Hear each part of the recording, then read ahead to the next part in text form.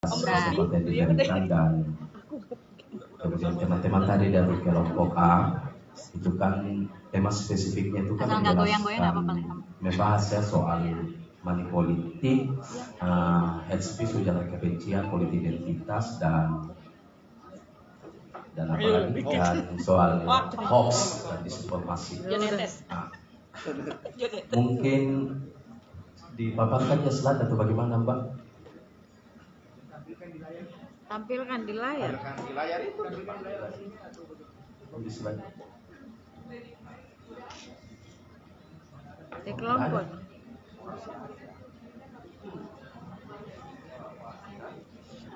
Oh, kita. Oh, lihat mau rebutan mic sudah di depan. Redesign pemantau pemilu yang efektif. Pimpinannya ini kan 3 orang situ. Pak, Pas itu loh. Pak, Jangan rebutan mic. Jangan rebutan mic. Kalau presidennya 3, Pak. Konsultas ya.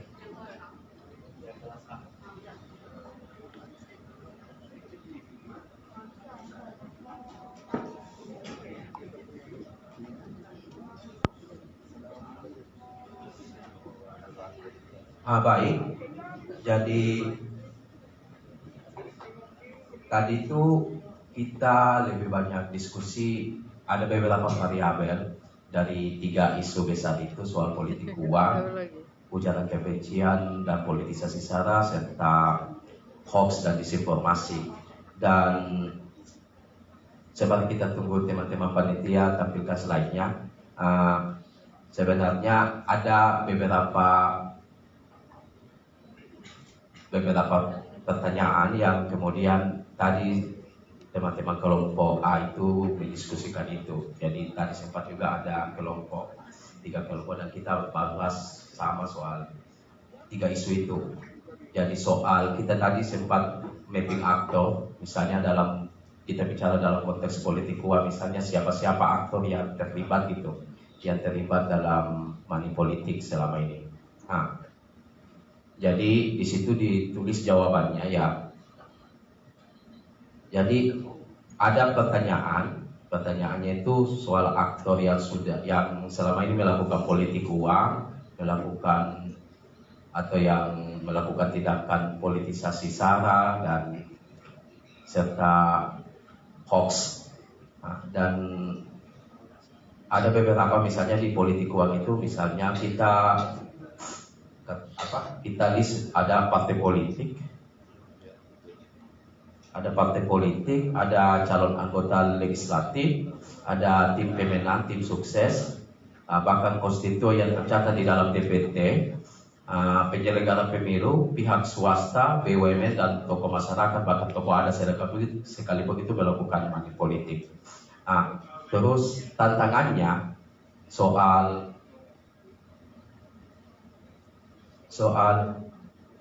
boleh.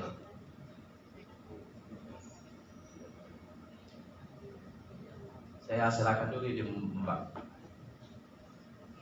Oke, tadi Assalamualaikum warahmatullahi wabarakatuh. Saya Dina dari kelompok A. Tadi sudah diskusi mengenai politik uang ya dalam pemilu dan hoax dan ujaran kebencian. Ya, kita bagi menjadi 3 bagian, dan saya kebetulan kelompok saya mendiskusikan mengenai politik uang.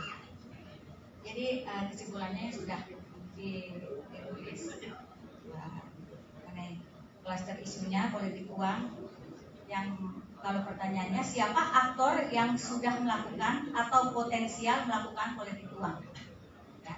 Lalu kami punya jawabannya, itu partai politik, calon anggota legislatif, tim sukses, konstituen yang tercatat di dalam DPT, penyelenggara pemilu, pihak swasta dan BUMN, tokoh masyarakat, tokoh adat.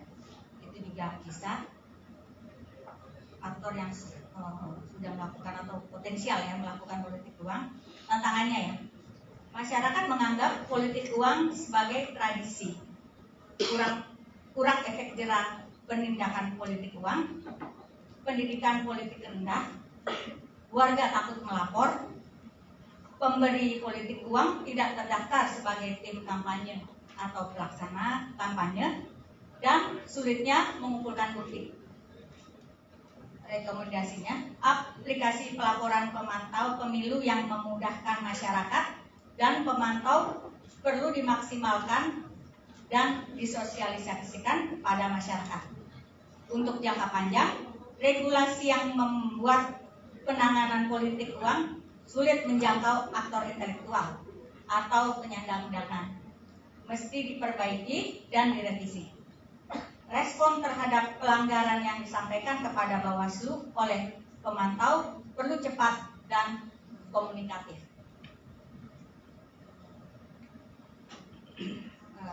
Modusnya ya dalam politik uang itu ya. Apa modus operandi yang berkembang dalam tindakan politik uang? Modusnya itu macam-macam ya. Di sini kita sudah mengumpulkan bantuan sembako, bisa berupa bantuan sembako, bahan kampanyenya kan sudah ditetapkan kita tidak boleh lebih dari 100.000 nih. Bahan kampanyenya lebih dari 100.000 rupiah, termasuk juga ada fresh money, mengumpulkan KTP untuk dijadikan sasaran politik uang, jadi maksudnya dibeli gitu ya suaranya, suap pendaftaran caleg, pengamanan, penyalahgunaan kewenangan, suap pada penyelenggara untuk mengurangi dan menambah suara, tertutupnya informasi dan nepotisme dalam rekrutmen penyelenggara, mobilisasi aparatur pemerintah, mobilisasi karyawan, politik uang e-wallet, penyalahgunaan bansos dan program BUMN, bantuan misalnya bantuan semen, sedekah juga bisa, pendamping PKH memberi bantuan disertai citra diri peserta pemilu, pemberian mobil gratis, ya. Klaim caleg untuk meningkatkan partisipasi masyarakat dengan memberikan paspor, politik uang di TPS, ya. Partai punya target dana hibah setelah jadi, pemberian kupon, voucher dan uang digital, pendanaan politik bersumber dari produk hukum yang memudahkan pelaku usaha, badut, konten penyebar hoax, juga konsolidasi antara pemantau pemilu, Bawaslu perlu diperkuat. Selain itu, respon Bawaslu terhadap modus operandi pelanggaran yang selalu berkembang juga perlu lebih cepat, adaptif, dan fleksibel. Termasuk juga meyakinkan aparat penegak hukum lainnya untuk lebih adaptif terhadap praktik politik uang. Pemantau perlu memfokuskan 5W plus 1H terhadap setiap informasi dugaan pelanggaran politik uang. Menyerahkan bukti awal yang mendukung dugaan pelanggaran dan melaporkan dengan segera kepada Bawaslu. Ya, demikian tadi yang saya bahas tadi, dan bisa dilanjutkan lagi oleh Pak Uci mengenai hoax dan ujaran kebencian. Baik, terima kasih. Untuk hoax dan ujaran kebencian, kalau hoax kan kita tadi sudah seperti pemetaannya sama dengan money politik, soal siapa aktornya, soal apa modus operandinya, soal analisa regulasinya apa, dan strategi advokasi dan pemantauan. Kalau di dalam konteks hoax, kita bisa lihat bahwa mapping aktor kita tadi dalam diskusi bahwa siapa yang sangat potensial dalam melakukan kejahatan hoax dalam konteks elektoral hari ini. Jadi kita bisa lihat bahwa tentu ada lawan politik, lembaga negara, relawan, capres cawapres, tokoh agama, tokoh masyarakat, bahkan tadi juga diidentifikasi juga bahkan bisa tapi oknum. Aku katanya teman-teman tadi, pihak yang memiliki kepentingan tertentu, penyelenggara pemilu, perusahaan ya sektor swasta, khususnya penjalannya media, aparatur negara dalam menyebarkan isu tentang kandidat tertentu atau dalam konteks demobilisasi. Terkait dengan tantangannya itu ya hoax menyebar dengan sangat cepat ya. Ya apalagi dalam konteks era digitalisasi ini kan tidak bisa dipungkiri bahwa dia sudah sangat aksiomatis, tidak bisa dibantai itu dalam konteks hoax itu dia cepat menyebar dan bahkan dalam konteks media mainstream pun begitu. Dan untuk rekomendasinya memang pemantau pemilu memang perlu menyiapkan mekanisme kontrarasi. Jadi kalau hegemoni, kalau hoax itu perspektifnya dia hegemoni, maka kita lakukan kontra hegemoni kira-kira begitu. Dan perlu menyiapkan mekanisme kontrarasi dan memaksimalkan kanal cek fakta yang tentu diakui kredibilitasnya. Dan beberapa di antaranya juga seperti Jaringan Awasi Pemilu yang notabene milik Bawaslu sendiri, cek fakta di teman-teman Mafindo, cek fakta milik Aliansi Jurnalis Independen juga, dan organisasi-organisasi lainnya yang tentu kredibel. Dan tentu setiap dugaan pelanggaran pemilu juga perlu dilaporkan dengan cepat kepada Bawaslu dengan memastikan apa ya, coba bisa next slide-nya. Memastikan jadi mekanismenya bisa kita pakai 5W1H. Mungkin udah bisa kembali lagi. Oke. Dan kita juga lihat modus operandinya itu kita bisa lihat dia melalui grup WhatsApp. Jadi kebanyakan medsos ya, bisa melalui tim kampanye, bisa agenda silaturahmi, entah dia sifatnya formal maupun non formal ya. Dan tentu ada kontrol media, buzzer dan lainnya. Dan kalau kita lihat analisa regulasinya itu di pasal 45A ayat 1 Undang-Undang ITE.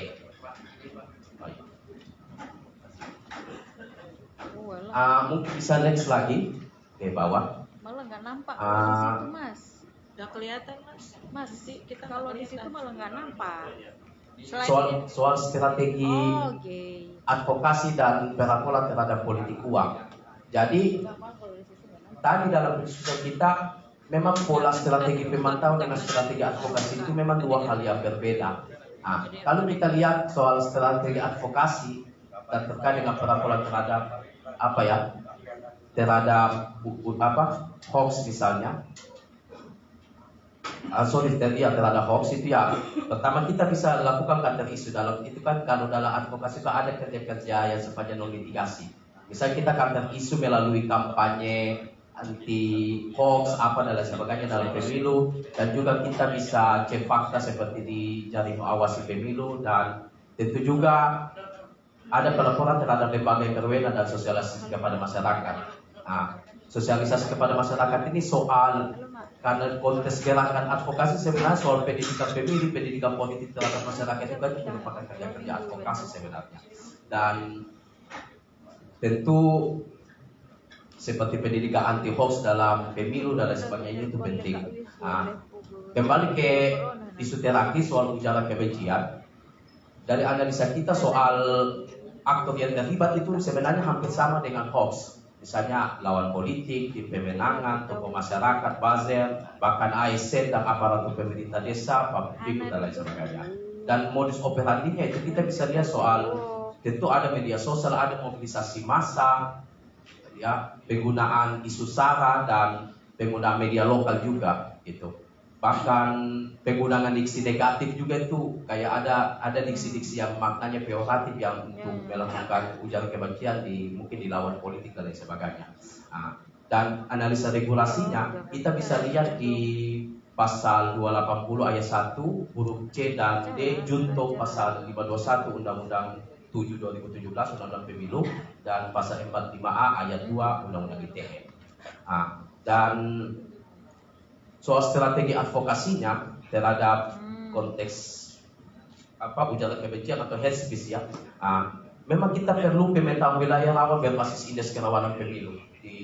Misalnya dan kita juga perlu lihat pengalaman pemilu 2019, misalnya ada wilayah mana yang rentan dengan ujaran kebencian terjadi, ya itu harus menjadi pemetaan khusus lah untuk dipantau. Dan tentu kita koordinasi dengan Bawaslu, bahkan dengan media dan pihak-pihak terkait dalam pembuatan laporan sebagai bahan evaluasi. Dan ya saya menganggap bahwa strategi advokasi itu kita konsolidasi ini adalah bentuk gerakan advokasi. Dan kita konsolidasi menyatukan gagasan perspektif kita melihat ya politisasi sara ujaran kebencian sebagai satu kontradiksi pokok di dalam setiap momen elektoral itu penting. Kita perlu penting konsolidasi. Itu juga merupakan strategi advokasi dan melakukan pendidikan pemilih ya, pendidikan politik tadi itu terkait dengan tolak ujaran kebencian dan tentu kampanye. Kan kita kampanye soal anti politik uang, anti ujaran kebencian dalam momen-momen pemilu itu sebenarnya merupakan gerakan atau strategi bagian dari strategi advokasi sebenarnya. Dan tantangannya soal isu ini, ya memang kita bisa lihat bahwa aktor yang terlibat itu memang banyak, serta dia masih luas ya, dan karena arus informasi ini beredar membuat masyarakat mudah terkooptasi, dia mudah terjebak, mudah mengikuti arus ujaran kebencian yang diproduksi oleh oknum-oknum tertentu. Dan memang pada saat isu ujaran kebencian ini dia tentu diikuti dengan politisasi sara. Apalagi dalam konteks hari ini ya hegemoni mayoritas, soal mental mayoritarisme kita ini kan menjadi satu hal yang problematis setiap pemilu elektoral. Dan pola-pola ini sebenarnya kita bisa lihat soal hegemoni mayoritas sekarang membuat dan memerangi ujaran kebencian, politisasi sara dan menjadi sangat sulit pada momen pemilu. Ini memang satu hal yang memang dia terjadi setiap siklus 5 tahunan setiap momen elektoral. Dan untuk rekomendasinya, tentu pendidikan politik kepada masyarakat itu masih menjadi pilihan terbaik. Perlu terus dilakukan agar memang kita tidak mudah terpancing, masyarakat tidak mudah terpancing pada politisasi sara dan ujaran kebencian. Dan tentu metodologi soal pendidikan politik ini perlu adaptif, dia perlu perlu menyasar kelompok-kelompok marginal, kelompok-kelompok masyarakat adat, kelompok perempuan, kelompok disabilitas. Jadi kelompok-kelompok rentan juga perlu disasar soal pendidikan politik, soal anti politik uang, soal anti hoax, soal anti ujaran kebencian. Jadi memang perlu adaptif dengan konfigurasi pemilih dan budaya yang hidup di tengah masyarakat kita hari ini. Dan jika terjadi ada pelanggaran, maka pelaporan ke Bawaslu perlu dilakukan segera. Jadi kerjanya itu memang dia kalau dalam konteks jurnalis itu ada namanya kerja-kerja fungsional dan dia kerja up to date terus gitu. Jadi dia tanpa jeda kalau setiap ada temuan lapor ke Bawaslu, setiap ada temuan lapor ke Bawaslu. Mungkin begitu ya teman-teman sekalian, dan saya kembalikan ke moderator ya. Terima kasih. Assalamualaikum warahmatullahi wabarakatuh.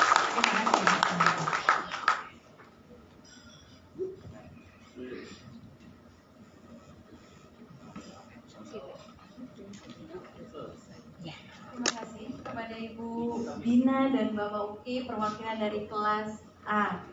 Baik Bapak dan Ibu yang saya hormati, berikutnya perwakilan dari kelas B terkait netralitas ASN, anggota TNI Polri, penyelenggara pemilu dan badan lainnya oleh Bapak Aji Pangestu. Kepada Bapak kami persilakan. Iya.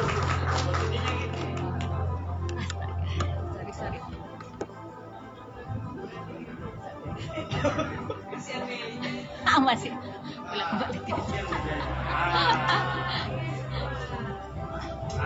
Rebutan kursi ya. Rebutan mic saja.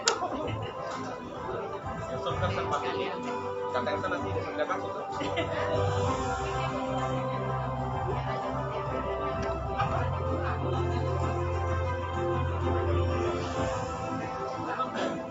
Yes.